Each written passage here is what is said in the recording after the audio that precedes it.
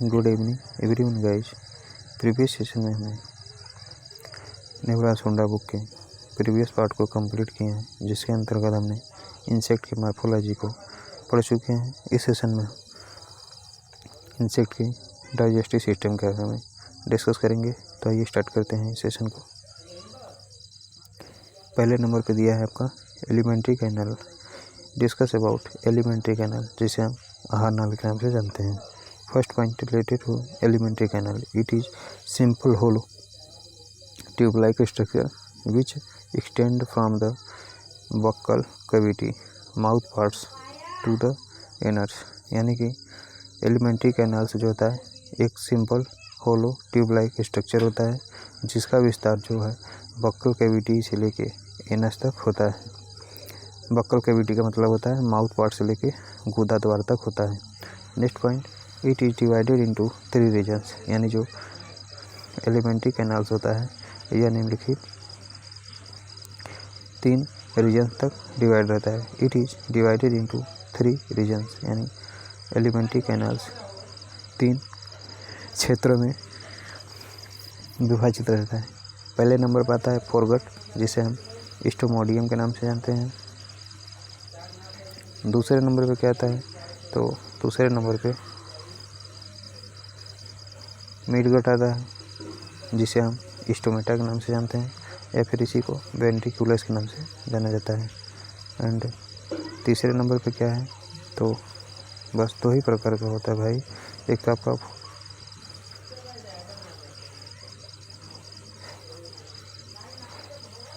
पहले नंबर पे फोरगट होता है, दूसरे नंबर पे आपका मिडगट होता है, जिसे हम मिडगट जिसे स्टोमक या फिर वेंट्रिकुलस के नाम से जानते हैं। एंड तीसरे नंबर पे आपका हाइंडगट होता है, गलत दिया है, हाइंडगट होता है, इसी को हम प्रोक्टोडियम के नाम से जानते हैं।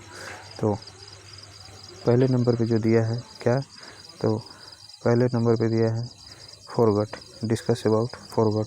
फोरगट का मतलब क्या होता है, foregut is also known as stomodeum, यानी कि फोरगट को स्टोमोडियम के नाम से जाना जाता है। First point related to foregut, it is a interior region of alimentary canals. यानी जो फोरगट होता है वो एलिमेंट्री कैनल का भीतरी क्षेत्र होता है। एंड एक्टोडर्मल इन ओरिजिन्स, और इसका जो ओरिजिन होता है वो एक्टोडर्मल से होता है, यानी कि एक्टोडर्मल के रूप में इसका ओरिजिन होता है। Next point, it is primary organ of ingestion and storage of foods. यानी फूड के इंजेशन का, यानी फूड के पाचन का और फूड के स्टोरेज का जो प्राइमरी ऑर्गन होता है वो आपका फोरगट होता है। फिर से foregut, it is primary organ of ingestion and storage of foods. यानी फूड के इंजेशन एंड स्टोरेज का जो प्रथम ऑर्गन होता है, फिर प्राथमिक ऑर्गन होता है वो आपका फोरगट होता है। Next point, it is consist of following parts. यानी फोरगट जो होता है वो निम्नलिखित पार्ट से मिलकर बना होता है। कितने पार्ट से मिलकर बना होता है फोरगट, तो फोरगट जो होता है एक तो आपका फेरिंग्स से मिलकर बना होता है, दूसरे नंबर पे ओइसोफेगस से मिलकर बना होता है, तीसरे नंबर पे क्राप से मिलकर बना होता है, चौथे नंबर पे गिजार्ड से मिलकर बना होता है। गिजार्ड को ही हम प्रोवेंट्रिकुलस के नाम से जानते हैं। यानी कि जो फोरगट होता है निम्नलिखित 4 पार्ट से मिलकर बना होता है। पहले नंबर पे दिया है pharynx. Discuss about pharynx. Pharynx का मतलब क्या होता है, तो फेरिंग्स पहले नंबर पे फेरिंग्स, यानी माउथ पार्ट का जो माउथ पार्ट में उपस्थित रहता है pharynx. It is the region between mouth and oesophagus. यानी कि ओइसोफेगस एंड माउथ के बीच का जो क्षेत्र होता है उसी को हम फेरिंग्स के नाम से जानते हैं। It is form well developed sucking pump in flood feeders. यानी फ्लड के फीडर्स में जो सकिंग पंप लाइफ का विकास होता है, अच्छे तरह से विकास होता है, उसी के रूप को फेरिंग्स के नाम से जानते हैं। फिर से it is form well developed sucking pump in flood feeders. यानी जो फ्लड फीडर्स होते हैं उसमें एक अच्छे प्रकार का सकिंग पंप जो होता है वो विकसित होता है। फिर से it is form well developed sucking pump in fluid feeder. यानी फ्लड फीडर में एक अच्छे प्रकार का जो सकिंग पंप होता है वो विकसित रूप में पाया जाता है। यानी कि एक फ्लड फीडर में एक अच्छे प्रकार का जो सकिंग पंप होता है वो विकसित रूप में पाया जाता है। दूसरे नंबर पे क्या है, तो दूसरे नंबर पे ओइसोफेगस है, discuss about oesophagus. It is second part of foregut and undifferentiated tube just after pharynx, यानी कि ओइसोफेगस जो था वो फोरगट का दूसरा भाग होता है, यानी ओइसोफेगस जो था वो फोरगट का दूसरा भाग होता है and undifferentiated tube just after pharynx, यानी फेरिंग्स के बाद जो अनडिफरेंशिएटेड ट्यूब होता है उसी को ओइसोफेगस के नाम से जाना जाता है। It functions to receive food from pharynx and pass to crops, यानी कि ओइसोफेगस जो होता है इसका जो कार्य क्या होता है, तो ओइसोफेगस का कार्य होता है फेरिंग्स से फूड को रिसीव करना, यानी कि ओइसोफेगस का जो मुख्य कार्य होता है वो फेरिंग्स से फूड को प्राप्त करना होता है एंड पास टू क्राफ्स, और फिर से क्राप तक ले जाना काम होता है। तीसरे नंबर पे क्राप होता है, तीसरे नंबर पे क्राप आता है। First point related to crop, it is bag like structure and act as storage of food, यानी कि जो क्राप होता है यह एक प्रकार का बैग लाइक का स्ट्रक्चर होता है और इसका जो कार्य होता है वो फूड को स्टोरेज करना इसका कार्य होता है। दूसरे नंबर पे in honey bee crop known as honey stomach, यानी हनी बी फसल में honey bee crop is known as honey stomach, यानी हनी बी की क्रॉप को हम हनी स्टोमक के नाम से जानते हैं। वेयर जहाँ पर where in honey bee crop is known as honey stomach where nectar conversion occurs honey formation takes place, यानी कि हनी बी की जो क्रॉप होता है, यानी हनी बी का जो क्रॉप होता है उसी को हम हनी स्टोमक के नाम से जानते हैं, जहाँ पर नेक्टर का कन्वर्जन जो होता है वो हनी के रूप में होता है। तीसरे नंबर का पार्ट है गिजार्ड, यानी चौथे नंबर का पार्ट क्या है, तो चौथे नंबर का पार्ट है गिजार्ड, जो कि फोरगट का चौथा पार्ट जो होता है वो गिजार्ड होता है। इसी को प्रोवेंट्रिकुलस के नाम से जानते हैं। First point related to gizzard, it is posterior part of foregut joint to the midgut, यानी कि गिजार्ड जो होता है वो फोरगट का एक पोस्टीरियर पार्ट होता है जो कि मिडगट्स के साथ ज्वाइंट रहता है। Next point, function as grind the food and pass to midgut, यानी गिजार्ड का जो मुख्य कार्य होता है वो फूड मटेरियल को ग्राइंड करना है, फिर पीसने का काम होता है और फिर यहाँ से पीस कर या माइंड गट तक पहुँचाने का इसका कार्य होता है फूड मटेरियल को। Next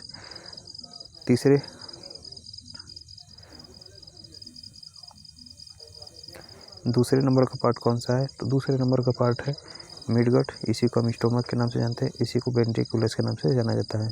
first point related to midgut, it is endodermal in origins, यानी कि मिडगट का ओरिजिन जो होता है वो इंडोडर्मल होता है, यानी कि डर्मल के नीचे इसका ओरिजिन होता है। Next point, it is primary concerned with secretion of enzymes and digestion and absorption of food, यानी कि मिडगट का जो प्राइमरी कंसर्न्ड होता है वह एंजाइम के सिक्रेशन से होता है एंड एंजाइम के डाइजेशन से होता है एंड फूड मटेरियल के ऑब्जॉर्प्शन से होता है। फिर से it is primarily concerned with secretion of enzymes and digestion and absorption of foods, यानी कि जो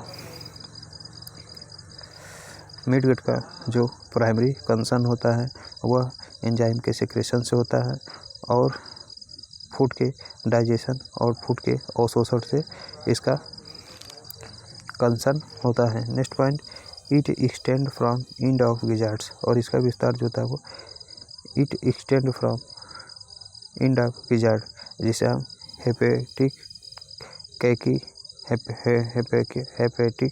कैकी to interior part of hind gut, जिसे हम मल्पीजियन ट्यूबल्स के नाम से जानते हैं। फिर से it extend from end of gizzards to interior part of hind gut, यानी मिडगट का जो विस्तार होता है वो गिजार्ड के अंत से और हाइंड गट के इंटीरियर पार्ट तक होता है। फिर से midgut extend from end of gizzards, जिसे हम हेपेटिक कैकिया के नाम से जानते हैं, to anterior part of hind gut, यानी कि जो माइंड गट का या फिर मिड गट का जो विस्तार होता है वो गिजार्ड के अंत से लेकर हाइंड गट के एंटीरियर पार्ट तक होता है। Next point, in mid gut intima each cuticular linings are absent and form peritrophic membrane to protect midgut epithelium from rough food particles, especially in solid feeders, यानी इन midgut intima, यानी mid gut में intima नाम का एक structure पाया जाता है। Intima का मतलब क्या होता है, तो क्यूटिकुलर लाइनिंग आर अब्सेंट्स, यानी कि मिड गट में जो क्यूटिकुलर लाइनिंग्स होता है वो अब्सेंट रहता है। एंड फॉर्म पेरीट्रॉफिक मेम्ब्रेन, और यह इंटीमा जो होता है पेरीट्रॉफिक मेम्ब्रेन्स के रूप में जो है पाया जाता है, जो कि प्रोटेक्ट मिडगट इपिथेलियम, जो कि मिडगट के इपिथेलियम को प्रोटेक्ट करने का काम करता है फ्रॉम रफ फूड पार्टिकल्स, जो कि रफ फूड पार्टिकल से संबंधित रहता है, स्पेशली इन सॉलिड फीडर्स, यानी सॉलिड फीडर्स में विशिष्ट रूप से रफ फूड मटेरियल से मिडगट इपिथेलियम को प्रोटेक्ट करने के लिए एक पेरीट्रॉफिक मेम्ब्रेन का निर्माण करता है।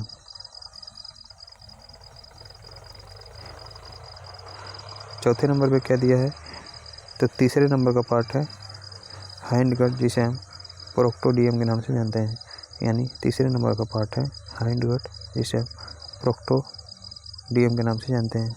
First point related to hind gut, it is ectodermal in origins, यानी कि हाइंड गट या फिर प्रोक्टोडियम का जो ओरिजिन प्लेस होता है वो एक्टोडर्मल सेल होता है। Next point, extend from posterior end of mid gut to anus, यानी कि हाइंड गट का जो विस्तार होता है वो पोस्टीरियर के एंड से लेकर माइंड गट के पोस्टीरियर एंड से लेकर एनस तक होता है। फिर से हाइंड गट या फिर प्रोक्टोडियम का जो विस्तार होता है वो मिड गट के पोस्टीरियर एंड से होकर एनस तक होता है। Next point, it is differentiate into 3 regions, और हाइंड गट को भी निम्नलिखित 3 भागों में डिवाइड किया जाता है, जिसमें आपका आइलियम आता है, दूसरे नंबर पे कोलोन आता है, एंड तीसरे नंबर पे posterior part near to anus is rectum. फिर से हाइंड गट भी निम्नलिखित 3 भागों में डिवाइड रहता है। पहले में आपका आइलियम आता है, दूसरे नंबर पे कोलोन आता है, एंड तीसरे नंबर पे posterior part near to anus is rectum, anus के पास में जो पोस्टीरियर पार्ट उपस्थित रहता है जिसे हम रेक्टम के नाम से जानते हैं, यह तीसरा पार्ट होता है हाइंड गट का।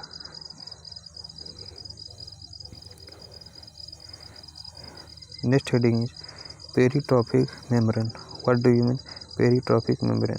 अगला हेडिंग है क्या, तो नेक्स्ट हेडिंग है पेरीट्रॉफिक मेम्ब्रेन। पेरीट्रॉफिक मेम्ब्रेन का मतलब क्या होता है, peritrophic membranes. First point related to peritrophic membrane, foregut and hind gut have cuticular linings, यानी कि फोरगट और हाइंड गट इन दोनों में क्यूटिकुलर लाइनिंग पाया जाता है, जिसे हम इंटीमा के नाम से जानते हैं। इन द एपिथेलियल लेयर, यानी कि फोरगट एंड हाइंड गट के एपिथेलियल लेयर्स में क्यूटिकुलर लाइनिंग्स पाया जाता है, जिसे हम इंटीमा के नाम से जानते हैं।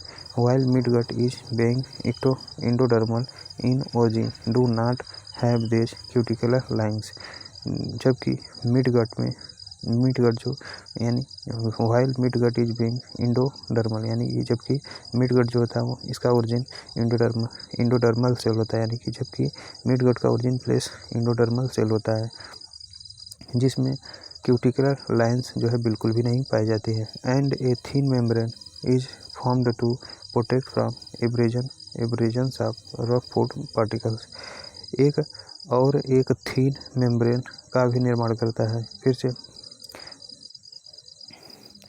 And a thin membrane is formed to protect from abrasion of rough food materials, और यह इंटीमा जो है एक पतले मेम्ब्रेन के रूप में यह इंटीमा जो होता है एक पतले मेम्ब्रेन को बनाता है, जो कि रफ फूड मटेरियल्स के एब्रेजन से सुरक्षा प्रदान करता है। फिर से एक बार देख लेते हैं, foregut and hind gut have cuticular lining that is called intima in the epithelial layer, यानी कि फोरगट एंड हाइंड गट के एपिथेलियल लेयर में एक क्यूटिकुलर लाइनिंग्स पाया जाता है, जिसे इंटीमा के नाम से जानते हैं। While mid gut is being endodermal in origin do not have this cuticle linings, जबकि मिड गट जो होता है इसका ओरिजिन प्लेस इंडोडर्मल सेल होता है, जिसमें किसी भी प्रकार की क्यूटिकुलर लाइनिंग नहीं पाई जाती है। एंड ए थिन मेम्ब्रेन, केवल इसमें एक पतले मेम्ब्रेन पाया जाता है, is formed to protect from abrasion of rough food particles, यानी कि जो रफ फूड पार्टिकल्स होता है इसके अब्रेजन से सुरक्षा प्रदान करता है। Next point, it is present in solid feeders, यानी कि जो इंटीमा होता है वह केवल सॉलिड फीडर्स में ही उपस्थित रहता है, जैसे लार्वा ऑफ लेपिडोप्टेरा हो गया, ग्रब हो गया एंड एडल्ट हो गया ऑफ कोलियोप्टेरा इंसेक्ट, यानी कि लार्वा ऑफ लेपिडोप्टेरा, यानी लेपिडोप्टेरा की लार्वा में यह पाया जाता है और लेपिडोप्टेरा की लार्वा में पाया जाता है, लेपिडोप्टेरा के ग्रब में पाया जाता है एंड लेपिडोप्टेरा के एडल्ट में पाया जाता है। फिर से it is present in solid feeder, यानी कि जो इंटीमा जो होता है यह किस में पाया जाता है, तो पेरिट्रॉफिक मेम्ब्रेन, यानी पेरिट्रॉफिक मेम्ब्रेन जो था वो समांतर सॉलिड फीडर में पाया जाता है। एग्जाम्पल के तौर पे लेपिडोप्टेरन के लार्वा में उपस्थित रहता है एंड कोलियोप्टेरन इंसेक्ट के ग्रब एंड एडल्ट में यह पाया जाता है। Next point, peritrophic membrane is absent in fluid feeder insect, यानी कि पेरिट्रॉफिक मेम्ब्रेन जो था वो फ्लड फीडर इंसेक्ट में पूरी तरह से एब्सेंट रहता है। एग्जाम्पल के तौर पे जितने भी प्रकार के सकिंग इंसेक्ट होते हैं उसमें इसकी कमी पाई जाती है। थोड़ा सेंटेंस में सही से नहीं बैठ पाया है तो इसको फिर से हम एक बार डिस्कस कर लेते हैं। तो आइए, peritrophic membrane, discuss about peritrophic membranes. Foregut and hindgut have cuticular linings that is called intima in the epithelial layer, यानी कि पेरिट्रॉफिक मेम्ब्रेन से संबंधित जो पहला पॉइंट है कह रहा है कि foregut and hindgut have cuticular lining intima in the epithelial layer, यानी कि फोरगट और हाइंडगट के इपिथेलियल लेयर में एक प्रकार की क्यूटिकुलर लाइनिंग पाई जाती है जिसे हम इंटीमा के नाम से जानते हैं। While midgut is being endodermal in origins, जबकि मिडगट का जो ओरिजिन प्लेस होता है वो इंडोडर्मल सेल होता है जिसमें किसी भी प्रकार की क्यूटिकुलर लाइनिंग नहीं पाई जाती है। एंड ए थिन मेम्ब्रेन, और यह एक पतले मेम्ब्रेन के रूप में होती है जो कि रफ फूड मटेरियल के पार्टिकल्स के एब्रेजन से सुरक्षा प्रदान करती है। Next point, it is present in solid feeders, यानी पेरिट्रॉफिक मेम्ब्रेन जो होता है केवल सॉलिड फीडर इंसेक्ट में ही पाया जाता है, यानी कि सॉलिड रूप में भोजन करने वाले जो इंसेक्ट होते हैं उसी में पेरिट्रॉफिक मेम्ब्रेन केवल पाया जाता है। एग्जाम्पल के तौर पे लेपिडोप्टेरन का जो लार्वा होता है उसमें पेरिट्रॉफिक मेम्ब्रेन पाया जाता है और grub and adult of Coleoptera insect, यानी कोलियोप्टेरा इंसेक्ट के जो ग्रब्स होते हैं एंड एडल्ट हैं उसमें पेरिट्रॉफिक मेम्ब्रेन पाया जाता है। नेक्स्ट है, peritrophic membrane is absent in fluid feeder insect, यानी कि जितने भी लिक्विड रूप में अपना भोजन ग्रहण करने वाले इंसेक्ट होते हैं उसमें पूरी तरह से पेरिट्रॉफिक मेम्ब्रेन एब्सेंट रहता है। एग्जाम्पल के तौर पे जितने भी सकिंग इंसेक्ट होते हैं उसमें पेरिट्रॉफिक मेम्ब्रेन्स नहीं पाया जाता है। नेक्स्ट हेडिंग, फिल्टर चैम्बर, अगला हेडिंग है filter chamber. First point related to filter chamber in fluid feeder most homopteran due to unusual modification of alimentary canal as an organ is developed known as filter chamber, यानी in flood filter chamber किसे कहते हैं, तो filter chamber किसे कहते हैं, इन fluid feeder, यानी कि जो लिक्विड रूप में भोजन करने वाले यानी सर्वाधिक रूप से होमोप्टेरा आर्डर के अंतर्गत आते हैं, यानी कि सर्वाधिक रूप से फ्लड के रूप में, यानी सर्वाधिक रूप से जो फ्लड के रूप में अपना भोजन करते हैं जिसके अंतर्गत आपका होमोप्टेरा आर्डर आता है। Due to unusual modification of alimentary canals, इसमें जो है अनयूजुअल एलिमेंट्री कैनाल का मॉडिफिकेशंस पाया जाता है। एन आर्गन, जो कि एक आर्गन्स के रूप में पाया जाता है, is developed known as filter chamber, और यह एक फिल्टर चैम्बर का निर्माण करते हैं। फिर से in fluid feeder most homopteran due to unusual modification of alimentary canal an organ is developed known as filter chamber, यानी कि जितने भी फ्लड फीडर वाले या फिर सर्वाधिक होमोप्टेरन इंसेक्ट जो होते हैं यह इसमें एक अनयूजुअल मॉडिफिकेशन पाया जाता है एलिमेंट्री कैनाल का, और यही आर्गन जो था एक फिल्टर चैम्बर का निर्माण करता है। Next point, which allow elimination of excess water, और यह जो होता है एक्सेस वाटर के एलिमिनेशंस को अलाउ करने का काम करता है। And soluble carbohydrates to prevent, और यह क्या करता है तो सोल्यूबल कार्बोहाइड्रेट्स को फिर से and soluble carbohydrates to prevent excess dilution of haemolymph, यानी कि हीमोलिम्फ के अधिक डाइल्यूशंस को रोकने का काम करता है और कार्बोहाइड्रेट को सोल्यूबल करने का काम करता है। फिर से which allow elimination of excess water, यानी कि जो फिल्टर चैम्बर होता है यह एक्सेस वाटर के एलिमिनेशंस को अलाउ करने का काम करता है। And should carbohydrates and soluble carbohydrates, और कार्बोहाइड्रेट को सोल्यूबल करने के लिए काम करता है। To prevent excess dilution of haemolymph, और हीमोलिम्फ के डाइल्यूशंस को, यानी एक्सेस डाइल्यूशन ऑफ हीमोलिम्फ यानी हीमोलिम्फ के अधिक डाइल्यूशंस को यह रोकने का काम करता है। नेक्स्ट पॉइंट दिया है the respiratory system, discuss about respiratory system. Respiratory system किसे कहते हैं? The lungs are absent in insect, therefore the respiration is carried out by a number of hollow tubes, air sacs found in thoracic and abdominal segments of insect, which is known as trachea।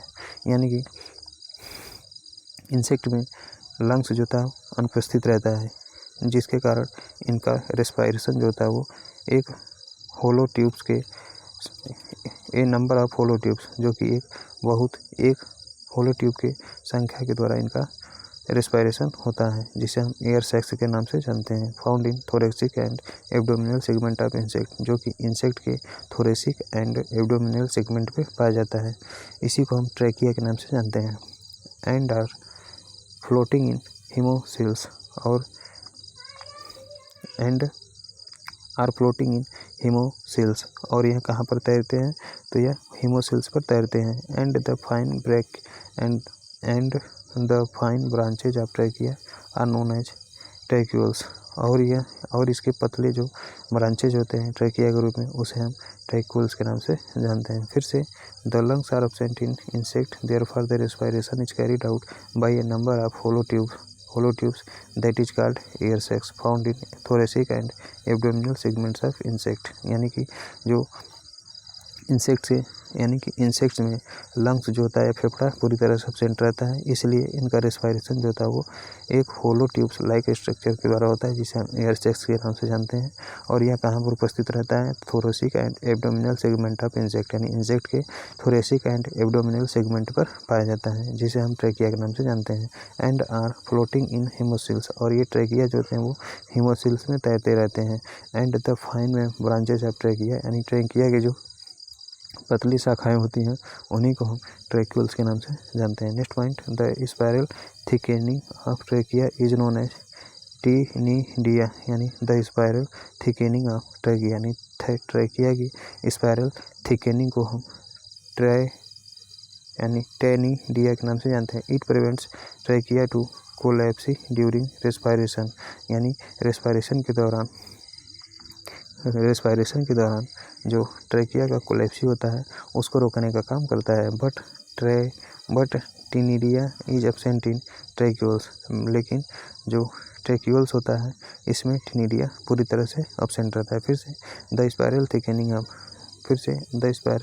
Of trachea is known as taenidia, यानी कि trachea की spiral thickening को क्या कहा जाता है तो टेनिडिया के नाम से जाना जाता है। It prevents trachea to collapse during respiration, और यह रेस्पायरेशन के दौरान जो ट्रैकिया का कोलैप्स होता है उसको प्रिवेंट करने का काम करता है। But taenidia is absent in tracheoles, लेकिन टेनिडिया जो होता है वो ट्रैक्यूल्स में एब्सेंट रहता है या फिर अनुपस्थित रहता है। Next point, the air generally enter into trachea through paired lateral outer opening known as spiracles, यानी कि जो हवा होता है वो सामान्यतः ट्रैकिया में इंटर करता है किसके द्वारा तो एक पेयर्ड लेटरल आउटर ओपनिंग के द्वारा यह इंटर करता है, जिसे हम स्पायरिकल्स के नाम से जानते हैं। Which are situated in the pleural sides of thoracic and abdominal segments. और यह कहाँ पर से उपस्थित रहता है, तो यह प्लूरल साइड यानी थोरेसिक्स एंड एब्डोमिनल सेगमेंट्स के प्लूरल साइड पर यह सिचुएटेड रहता है। स्पायरिकल्स यानी स्पायरिकल्स कहाँ पर उपस्थित रहता है, तो यह थोरेसिक एंड एब्डोमिनल सेगमेंट्स के जो प्लूरल साइड होता है वहाँ पर उपस्थित रहता है। Next point, on the basis of presence of functional spiracles respiratory system classified as following types, यानी कि जो फंक्शनल स्पायरिकल्स रेस्पिरेटरी सिस्टम्स होता है इसके उपस्थिति के आधार पर हम निम्नलिखित प्रकार से क्लासिफाई कर सकते हैं। पहले नंबर पर कहता है होलो प्यूनिस्टिक टाइप का इंसेक्ट। पहले नंबर पे क्या आता है, तो होलो प्यूनिस्टिक टाइप का insects they where 10 pair of functional spiracles in bracket 2 thoracics and 8 abdominal are present, यानी कि होलोप्यूनिस्टिक टाइप का जो स्पायरिकल्स होता है where 10 pairs of functional spiracles, जहाँ पर 10 प्रकार के यानी कि जहाँ पर 10 प्रकार के फंक्शनल स्पायरिकल्स के जोड़े पाए जाते हैं उसी को हम होलोप्यूनिस्टिक टाइप स्पायरिकल्स के नाम से जानते हैं। इसमें 2 थोरेसिक होता है यानी 2 थोरेसिक पेयर होता है एंड 8 एब्डोमिनल पेयर्स पाया जाता है। एग्जाम्पल के तौर पे होलोप्यूनिस्टिक टाइप का जो स्पायरिकल्स होता है वो ग्रास हॉपर में पाया जाता है एंड कॉकरोच में पाया जाता है। दूसरे नंबर पर आता है पेरीप्यूनिस्टिक टाइप का स्पायरिकल्स, यानी दूसरे नंबर पर आपका पाया जाता है पेरीप्यूनिस्टिक टाइप का spiracles where at least 9 1 + 8 pairs of functional spiracles are present, यानी कि जहाँ पर कम से कम 9 जिसमें एक थोरेसिक पेयर होता है 8 एब्डोमिनल पेयर्स होता है स्पायरिकल के रूप में उपस्थित रहता है, उसी को हम पेरीप्यूनिस्टिक टाइप स्पायरिकल्स के नाम से जानते हैं। यह एग्जाम्पल के तौर पे जितने भी लेपिडोप्टेरॉन कैटरपिलर्स होते हैं उसमें पेरीप्यूनिस्टिक टाइप का स्पायरिकल्स पाया जाता है। फिर से where at least 9 1 + 8 pairs of functional spiracles are present, यानी कि जहाँ कम से कम 9 फंक्शनल यानी 9 जोड़े में फंक्शनल स्पायरिकल्स उपस्थित होते हैं उसी को हम पेरीप्यूनिस्टिक टाइप का स्पायरिकल्स के नाम से जानते हैं। इसके अंतर्गत लेपिडोप्टेरॉन कैटरपिलर्स आते हैं। तीसरे नंबर पे क्या दिया है, तो तीसरे नंबर पे हेमीप्यूनिस्टिक टाइप का स्पायरिकल्स किसे कहते हैं, तो हेमीप्यूनिस्टिक टाइप का spiracles at least 8 pair of functional spiracles are present, यानी कि हेमीप्यूनिस्टिक टाइप का जो स्पायरिकल्स होता है इसमें कम से कम 8 पेयर से जो होते हैं वो फंक्शनल स्पायरिकल्स उपस्थित होते हैं। चौथे नंबर पर आता है एम्फीप्यूनिस्टिक टाइप का spiracles 1 major thoracic and 1 abdominal spiracles is functional, यानी कि एम्फीप्यूनिस्टिक टाइप का जो स्पायरिकल्स होता है इसमें एक मेजर थोरेसिक एंड एक एब्डोमिनल स्पायरिकल्स जो होते हैं वो केवल फंक्शनल होते हैं या कार्यरत होते हैं। एग्जाम्पल के तौर पे मैगेट्स आता है। 5वें नंबर पे प्रोप्यूनिस्टिक टाइप का स्पायरिकल्स क्या होता है, तो प्रोप्यूनिस्टिक टाइप का जो स्पायरिकल्स होता है only 1 thoracic spiracles is functional, यानी प्रोप्यूनिस्टिक टाइप में केवल एक ही थोरेसिक स्पायरल जो होता है वो फंक्शनल होता है। 6वें नंबर पर आता है मेटाप्यूनिस्टिक टाइप का spiracles only 1 abdominal spiracles is functional, यानी मेटाप्यूनिस्टिक टाइप के इंसेक्ट में केवल एब्डोमिनल स्पायरिकल जो होता है वो फंक्शनल होता है। 7वें नंबर पर आता है एपेन्यूस्टिक यानी एन्यूस्टिक टाइप का इंसेक्ट। एन्यूस्टिक टाइप के इंसेक्ट में क्या होता है, no single functional spiracles is present, यानी कि इसमें किसी भी प्रकार का जो फंक्शनल स्पायरिकल होता है वो पाया ही नहीं जाता है, यानी इसमें किसी भी प्रकार का फंक्शनल स्पायरिकल्स पाया ही नहीं जाता है। एग्जाम्पल के तौर पे के कायरोनोमिड लार्वा यानी कीरोनोमिड लार्वा में कीरोनोमिड लार्वा जो होता है वो एन्यूस्टिक इंसेक्ट के अंतर्गत आता है।